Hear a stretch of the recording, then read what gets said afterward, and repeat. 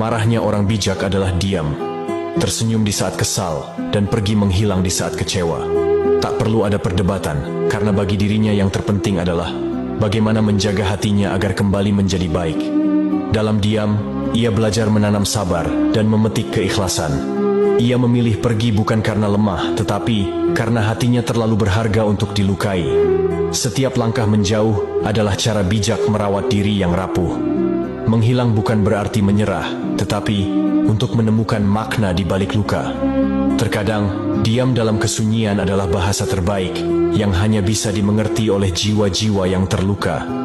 Dia tahu menyimpan kecewa lebih bijak daripada membiarkan amarah membara. Seperti bulan yang setia menemani malam, diam sebagai tanda kasih yang tak perlu dimengerti.